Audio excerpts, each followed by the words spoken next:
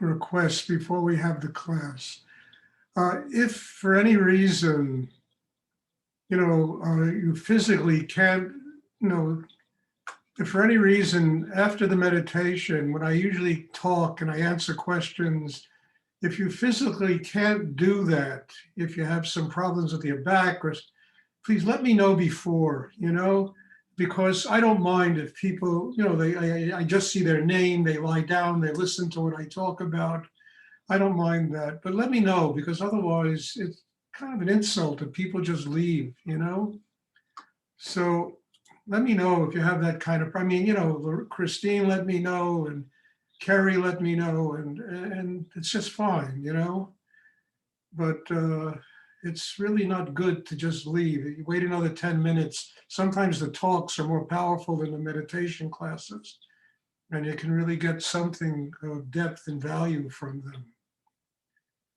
So we'll have a meditation class, and then afterwards, if anyone has a question, I'll be happy to try and answer it. Let me just say, I didn't want to talk, but I keep saying this and telling you that the period between Rudy's birthday and Rudy's samadhi is always so powerful. I always feel like I'm dragging my ass through the cosmos, in that particular month. And you combine it with Mercury in retrograde and COVID virus and all this other stuff going on in the world. It's a difficult time. And it's really a time to kind of do what nature does. Nature in the dead of winter rests. It meditates. It really takes it easy so there can be rebirth. And, we have to attune ourselves to that kind of consciousness. It's a time to truly rest. It's a time to truly meditate, to go deep inside. And it's a time to really allow oneself, it's like we need that as human beings. I know I need it. I don't know about the rest of you. I need it as a human being. And then there's rebirth. It's like, that poem by Keats, so wind, if winter's here, is spring, far behind. And it's really true. And we have to recognize these cycles. Nature recognizes them. Nature's miraculous in being able to teach us these things. We have to recognize them ourselves. And we have to take that time. It's like vacation time. And best thing to do is inner work, to be quiet, not wasting a lot of energy. It's like when you do that today in this period, it's like beating a dead horse trying to go somewhere. So it's not only meditation and not only actively living, it's being conscious of cycles. Because the same cycles that take place in nature take place in each and every one of us. And we have to recognize this and be aware of it and allow these cycles to fulfill themselves. Especially now, my God, the dead of winter, Mercury in retrograde, COVID virus, Rudy's birthday, and so, man, I feel like I'm sometimes, trying to cut my way through a mountain with a machete, and I discovered that just wait. One has to be able to wait. It takes as much consciousness to wait as it does to actively live in the world. And sometimes we really have to wait. We have to do our own work, but wait. And then the results come, things manifest. If we allow God, the universe, higher energy to guide our lives, things will always manifest. We'll always get through that mountain of stuff that we have to deal with, and things manifest. It's like, I wrote somebody in an email the other day, person is a student here, was writing a book and having difficulty. I said, let it breathe. Let the book tell you where it wants to go. We have to be the same way. We have to let life breathe. And then we have to let life tell us where it wants us to go. And instead of endlessly trying to make it happen, we allow the energy to flow through and it happens. And we learn how to wait. We learn how to consciously wait. We also learn how to consciously be active in the world. And these two things are not in opposition to each other if we learn how to do them consciously. So, try to use the energy that way. I mean, this energy of these meditations is very strong, very deep.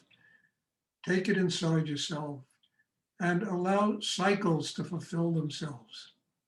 You can't force this meditation.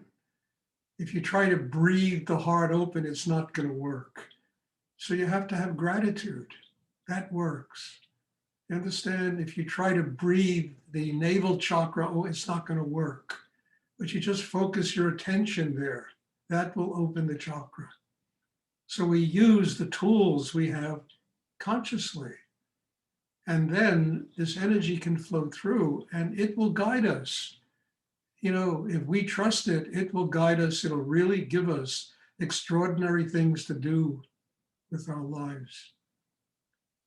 So I just want, I've been talking about this a lot lately, and I think it's something that I'm learning too, because I've always been a very kind of active person in the world, and, you get older, you've done it, and you don't want to continue doing that, and then you have to work differently. The energy creates the activity. And I think it's a great way to live, So please, everyone, try to work really deeply inside and try to really open and allow the spiritual energy to come in and to guide your life this way, We'll have a meditation class.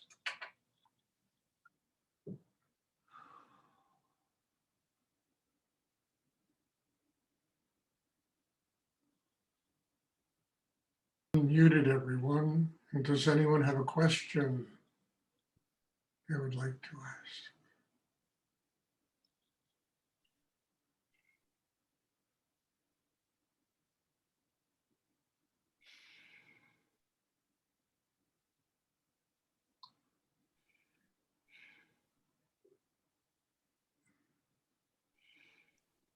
Hi.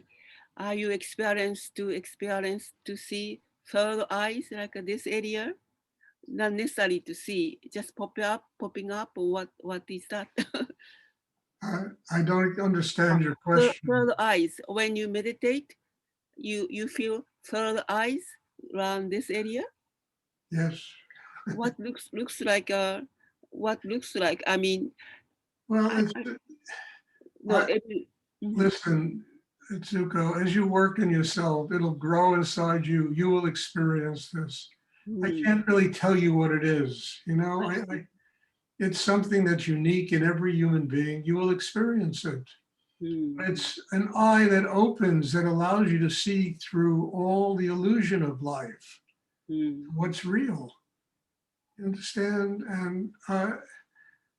And it's a very important aspect of any kind of inner work, because in order for that eye to open, you have to be really quiet in your mind. You have to be really centered inside, because it's a really strong energy. And that will allow you to see through what's real, all the Maya, the illusion of life, the dreamlike nature of life, to see what's real. And to me, I've discovered in my life, what's real is anything that helps me to get closer to my spiritual enlightenment, which means everything is real. You understand? It just depends upon how we see it and how we live with it. In life, everything is a manifestation of God, and everything in life is our teacher. And when it becomes that, it's all real. And it becomes that when you begin to see with the third eye, with the inner eye. The Om sound, when you begin to hear with that inner ear. So the Om sound becomes the same kind of energy. cuts through all of the illusion, the Maya, and it makes it possible to live here and to allow life to be your teacher, because whatever happens in your life is teaching you something about yourself so that you can get closer to your spiritual enlightenment. Understand? So when these areas open inside, it's really extraordinary because it gives one that gift. One has to be ready for that gift. There are people that have those gifts and sometimes use them in very terrible ways. You know, they use them, you know, they become witchcraft and sorcery and all kinds of black magic they use these psychic gifts for. It's not what I'm talking about. I'm talking about using them, you know, to get strong enough inside to allow yourself to see through all the illusion, all the Maya, you know, and to recognize that whatever is around you, whatever experience you have, if it becomes, you know, if it's Maya, if it's illusion, then it's not real. But when you see it as your teacher, it becomes real. And that's what separates illusion from reality.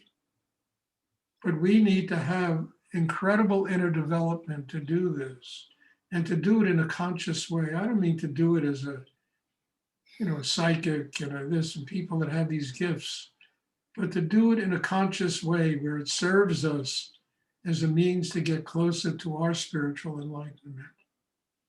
So the third eye is an essential area of opening, you know, and also allows us to receive knowledge, you know, and I don't mean intellectual knowledge, I mean knowledge, creative energy, knowledge that flows from the universe, that's infinite, the wisdom of God, you know?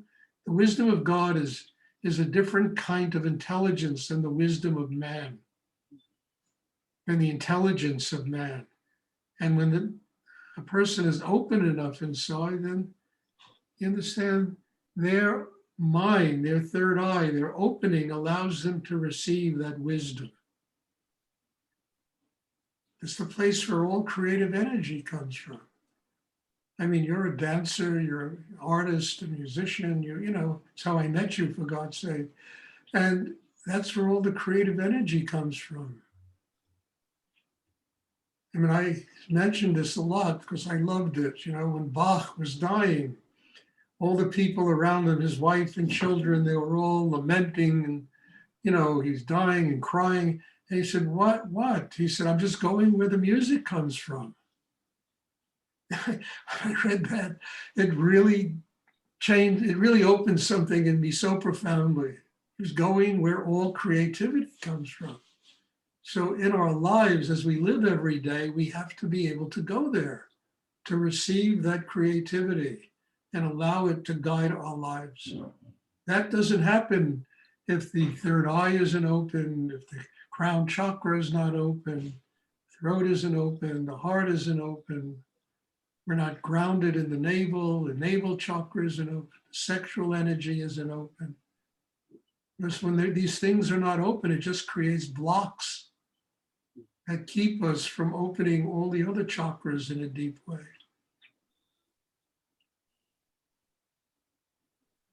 Beautiful. Thank you so much. Your head is shining, really shining. Oh my God. Around here, Okay, it's shining. look there. Wow. Listen, okay.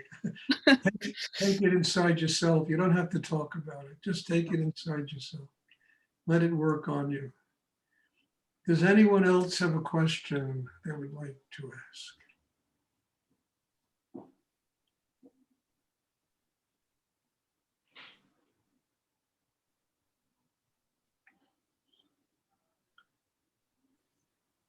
Stuart, Yes, it's my name. you had mentioned one of the many things you mentioned yesterday about 10 minutes could equal 5 years of work, how 10 good minutes. Could you talk about that? I just did. If you do everything when I answer the last question, 10 minutes can be 5 years.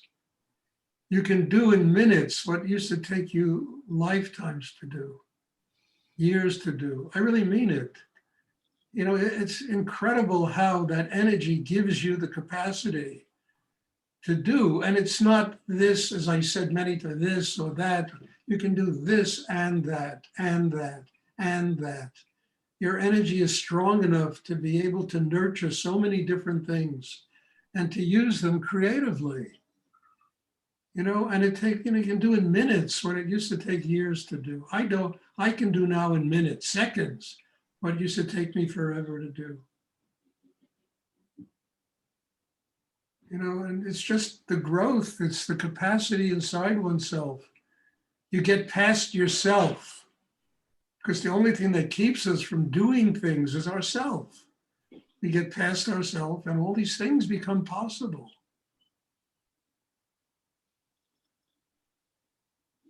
I mean, I don't want to go through a laundry list of what my life has been like, but I would amaze most of you. How did he do all that? Run a business, teach, travel all over the world teaching, go to India 40 times for pilgrimages, for teaching. How do you do this? You understand? It's the energy that allows you to do it. It enables you to do things that you can't even dream that you can do when the energy is congested inside.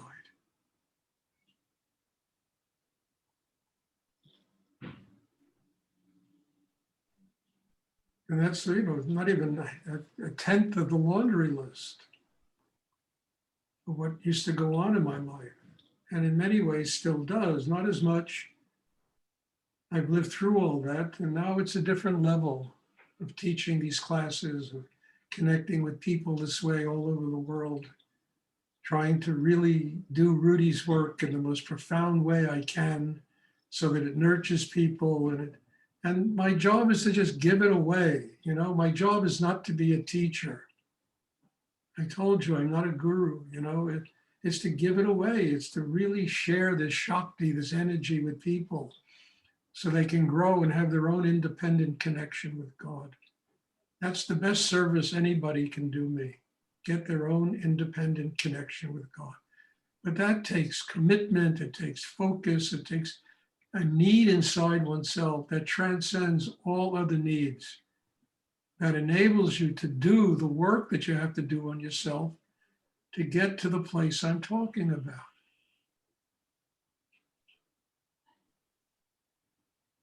And it denies nothing. I mean, part of this is just simply getting to a place where you can just laugh at yourself. It's such an important element in spiritual growth, the ability to laugh at oneself. Come on, schmuck, cut it out, You don't have to be right all the time. It's really an amazing way of relieving the pressure of life and allowing the energy to work on us.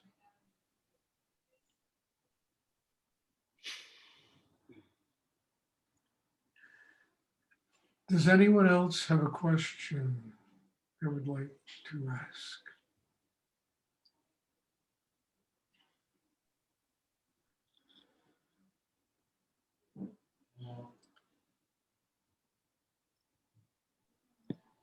Stuart, this is Emma. I Yes, have a question, which is, what is the day of Rudy's birthday and what is the day of Rudy's samadhi? Rudy was born on January 24th, and he took his samadhi on February 21st. Thank you. You're welcome, dear. Good to see you in so many classes.